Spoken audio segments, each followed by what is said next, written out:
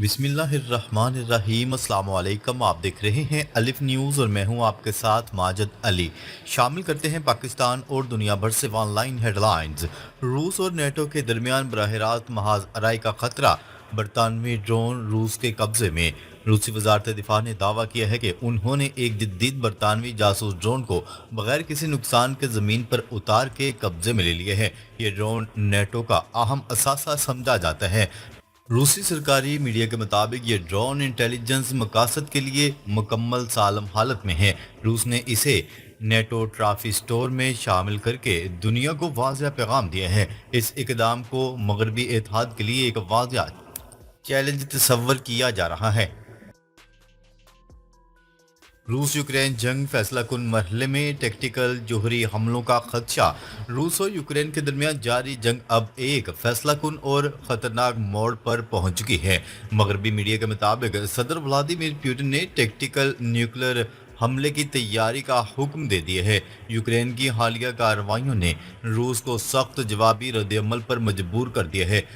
खासतौर पर operation spider web के जरिए यूक्रेन ने रूसी हदूद में गहराई तक हमले किए हैं। अगर हालात न संभले तो हिरोशिमा के बाद तारीख में पहली बार एक और जौहरी हमला देखने को मिल सकता है। अमरीकी सदर डोनाल्ड ट्रंप और नेटो का हंगामी इजलास, फैसला कुन इकदाम की तैयारी। अमरीकी सदर डोनाल्ड ट्रंप ने रूस यूक्रेन जंग पर नेटो के साथ एक अहम हंगामी इजलास तलब कर लिया। रिपोर्ट के मुताबिक इस इजलास में रूस को रोकने के लिए फैसला कुन हिकमत अमली तरतीब दी जा रही है। रूसी सदर व्लादिमीर पुतिन के बयानात के बाद नेटो की तशवीश में इजाफा हुआ है, ख़ास तौर पर जब रूसी सदर व्लादिमीर पुतिन ने पूरे यूक्रेन को जम करने की बात की। नेटो अब मिडवेस्टर्न यूरोप में दफाई लाइन कायम करने की कोशिश कर रहा है। अमेरिका ने पैट्रियट मिसाइल समेत हथियारों की सप्लाई दोबारा शुरू कर दी है। रूस का ओडिशा पर कब्जे का खतरा, रूस की नजरें मोल्दोवा और रोमानिया पर भी। यूक्रेनी सदर व्लादिमीर ज़ेलेंस्की का कहना है कि रूस ओडिशा पर कब्जा करके मोल्दोवा और रोमानिया को धमकी देना चाहते हैं। ज़ेलेंस्की ने खदशा जाहिर किया है कि ये इकदाम पूरे यूरोप की सिक्योरिटी पर सवालिया निशान बन जाएगा। नेटो के आर्टिकल 5 के तहत किसी एक रुकन पर हमला तमाम अरकान पर हमला तस्वर किया जाता है। रूस की बढ़ती हुई पेशकदमी यूरोप के दफाई निज़ाम को चैलेंज कर रही है। अगर ओडिशा रूस के हाथ आ जाता है तो नेटो के मशरकी बॉर्डर पर रूसी असर रसूख बढ़ जाएगा। आलमी सतह पर एयर स्पेस बंद है, ईरान और तुर्की भी मुतहर्रिक। हालात शदीद कशीदगी की जानिब रवां दवा। रूस यूक्रेन जंग के साथ मशरक़ वस्ता की सूरत हाल भी कशीदा होती जा रही है।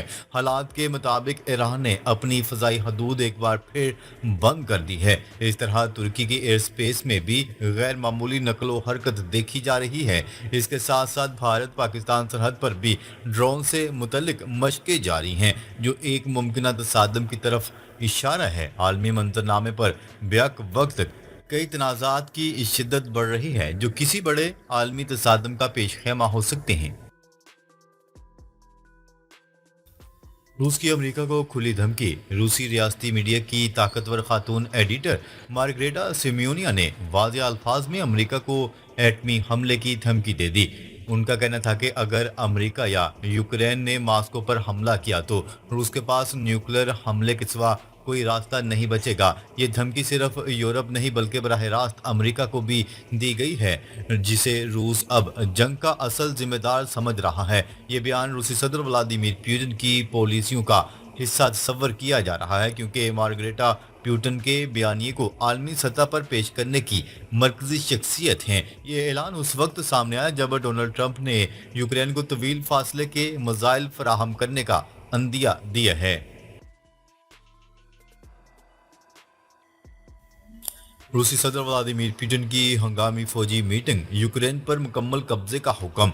रूस के सदर व्लादिमीर पुतिन ने अपनी फौज, एयर चीफ और आला क़यादत के साथ हंगामी इजलास तलब कर लिया।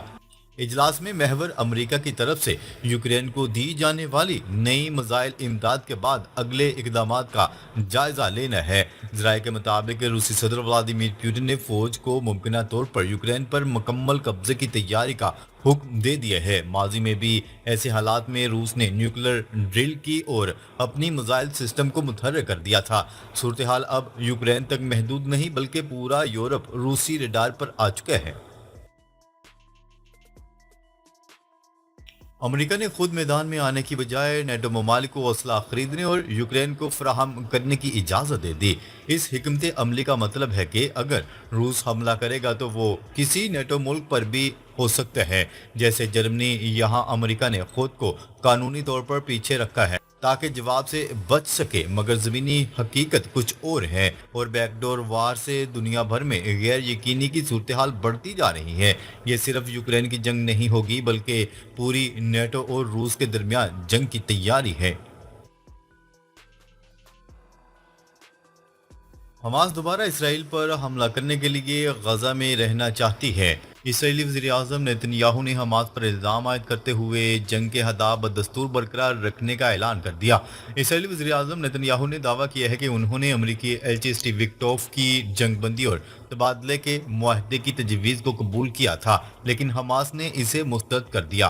اسرائیلی وزیر اعظم نے آن لائن پوسٹ کی گئی ایک ویڈیو میں بیان جاری کرتے ہوئے کہا کہ واشنگٹن کا حالیہ دورہ بہت کامیاب رہا، جس کو انہوں نے گزشتہ ماہ اسرائیل کی 12 روزہ جنگ کے دوران ایران پر بڑی فتح قرار دیا۔ غزہ میں بچوں کی شہادتوں پر اسرائیل کے شہر تل ابیب میں مظاہرے۔ اسرائیل کی جانب سے غزہ میں بربریت کا سلسلہ 21 ماہ سے جاری ہے۔ اسرائیل کی ظلم و بربریت کے خلاف خود اسرائیل سے بھی آوازیں اٹھنا شروع ہو گئیں۔ تل ابیب میں سینکڑوں مظاہرین جمع ہوئے ہیں اور جنگ کے خاتمے کا مطالبہ کیا گیا۔ غیر ملکی ذرائع ابلاغ کی رپورٹ کے مطابق بین الاقوامی اور انسانی حقوق کی تنظیموں کی مسلسل مخالفت کے باوجود بھی اسرائیل غزہ پر بمباری کا سلسلہ جاری رکھے ہوئے ہے۔ اب تک 60,000 سے زائد افراد جام حق ہو چکے ہیں، جس میں زیادہ تر خواتین اور بچے ہیں۔ رپورٹ کے مطابق تل ابیب میں مظاہرین نے غزہ میں اسرائیلی حملوں میں شہید ہونے والے بچوں کو خاموشی سے خراج عقیدت پیش کیا اور جنگ کے خاتمے کے لیے جامع جنگ بندی کا مطالبہ کیا۔ ایرانی وزیر خارجہ عباس اراغچی کا کہنا ہے کہ شہید ہونے والے ایرانی سائنسدانوں میں سے ہر ایک نے 100 سے زائد قابل شاگرد تیار کیے تھے۔ نیتن یاہو کو دکھائیں گے کہ وہ کس قابل ہیں۔ ایرانی وزیر خارجہ عباس اراغچی اسرائیلی وزیر اعظم کے ریمارکس پر رد عمل دیتے ہوئے کہا کہ نیتن یاہو نے تقریباً 2 سال قبل غزہ میں اپنی فتح کا اعلان کیا تھا، لیکن آخری نتیجہ یہ نکلا کہ نیتن یاہو کو جنگی جرائم کے وارنٹ گرفتاری کا سامنا کرنا پڑا اور حماس میں 2 لاکھ افراد بھرتی ہو گئے۔ ایرانی وزیر خارجہ عباس اراغچی نے ایکس پر لکھا کہ ایران کے معاملے میں نیتن یاہو نے یہ خواب دیکھا کہ وہ 40 سال سے زیادہ عرصے میں حاصل ہونے والی پرامن جوہری کامیابیوں کو مٹا دے گا۔ امریکی صدر نے ایک ہفتے میں غزہ معاہدے کی امید ظاہر کر دی۔ صحافیوں سے گفتگو میں صدر ڈونلڈ ٹرمپ کا کہنا تھا کہ اس ہفتے اسرائیل حماس جنگ بندی بات چیت درست سمت میں جانے کی امید ہے۔ امریکی صدر نے یوکرین کو پیٹریاٹ میزائل بھیجنے کا بھی اعلان کر دیا۔ یاد رہے کہ غزہ میں اسرائیل کے جارحانہ حملے جاری ہیں۔ گزشتہ 24 گھنٹوں میں غزہ کے ایک مصروف بازار اور پانی کی لائن میں کھڑے بچوں پر بمباری میں کم از کم 95 فلسطینی شہید ہو گئے۔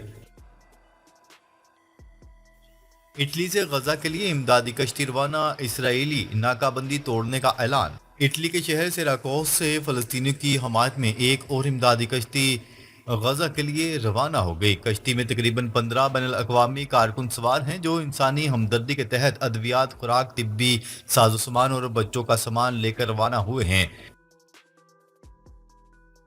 برطانیہ کا پاکستان کے ساتھ تجارت بڑھانے ایڈوائزری کونسل کے قیام سمیت گرانٹ دینے کا فیصلہ۔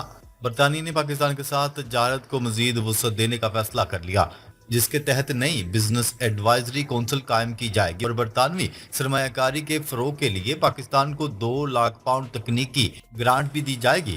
نیوز رپورٹ کے مطابق برطانیہ اور پاکستان ٹریڈ ڈائلاگ کی افتتاحی تقریب میں نئی بزنس ایڈوائزری کونسل کے قیام پر دونوں ممالک نے اتفاق کر لیا۔ برطانیہ اور پاکستان کے وزراء نے دونوں ممالک کے درمیان تجارت کے فروغ کے لیے نئے اقدامات کا اعلان کیا، اور یہ اعلانات برطانیہ پاکستان ٹریڈ ڈائلاگ کے آغاز کے موقع پر کیے گئے۔ اسرائیلی فوج کی غزہ میں خیموں اور بازار پر بمباری، مزید 50 سے زائد فلسطینی شہید۔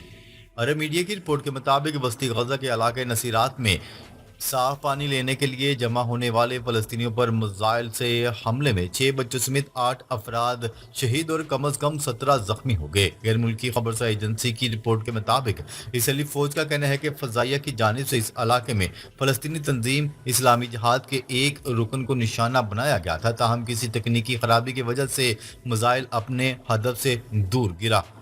علاوہ ازیں اسرائیلی فوج نے غزہ کے مختلف علاقوں میں چھاپے مار کر باپ بیٹے سمیت 6 فلسطینیوں کو گرفتار کر لیا۔ ناظرین، اب تک کے لیے اتنا ہی۔ مزید خبریں لے کر بہت جلد آپ کی خدمت میں حاضر ہوں گے، تب تک کے لیے اپنا خیال رکھیے گا۔ اللہ نگہبان۔